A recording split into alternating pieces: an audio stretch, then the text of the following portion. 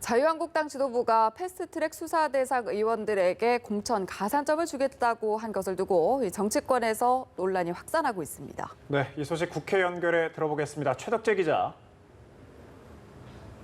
네, 국회입니다.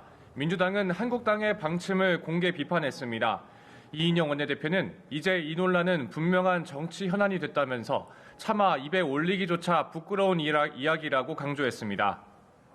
이 원내대표는 국민은 작은 잘못만 저질러도 처벌받는데 한국당은 검찰 소환도 거부한 데 이어 국감장에서 셀프 변론까지 했다며 사법 체계를 무력화하는 일이고 국민 조롱이라고 말했습니다. 한국당은 구체적인 보상 방식까지 확정하진 않았다면서도 당에 기여한 부분은 인정해야 한다는 입장입니다.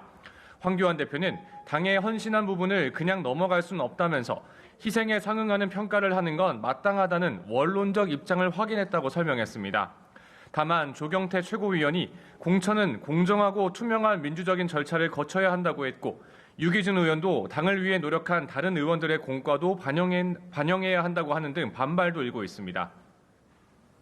네, 그리고 패스트트랙으로 지정된 검찰개혁 법안을 이달 안에 우선 처리하는 게 불투명해지고 있는 상황인데 어떤 상황인지 좀 자세히 전해주시죠.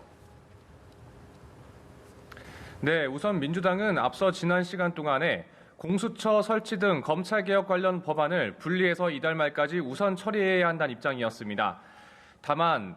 하지만 한국당이 완강히 저항하고 있는 데다 여야 3당도 반발하고 있어 난항이 예상됩니다. 이에 민주당 이인영 원내대표는 패스트트랙 지정에서 공조한 다른 정당들과 대화해보겠다고 했지만 평화당과 대한신당 등은 선거법 우선 처리를 선결 조건으로 내걸고 있습니다. 민주당은 다음 주 화요일 공수처법을 본회의에 올려 처리하는 방안을 모색 중이지만 군소 야당은 다음 달 말 선거법과 공수처법을 일괄 처리해야 한다는 입장입니다. 한국당은 여론전을 더욱 확산해 공수처법 우선 처리를 저지한다는 방침입니다. 나경원 원내대표는 친문 은폐처, 반문 보복처를 만들려는 속셈이라며 공수처가 만들어지면 조국 전 장관 수사를 제대로 할 수 없다는 논리를 폈습니다. 이어 검찰이 살아있는 권력에 칼을 들이대는 게 검찰개혁이라며 조국 전 수석이나 공수처나 모두 같은 운명이라고 강조했습니다. 바른미래당은 군소 야당과 마찬가지로 선거법 우선 처리가 공식 입장이고 당내 일각에선 공수처 설치 자체에 대한 반대도 있는 상황인 것으로 전해지고 있습니다.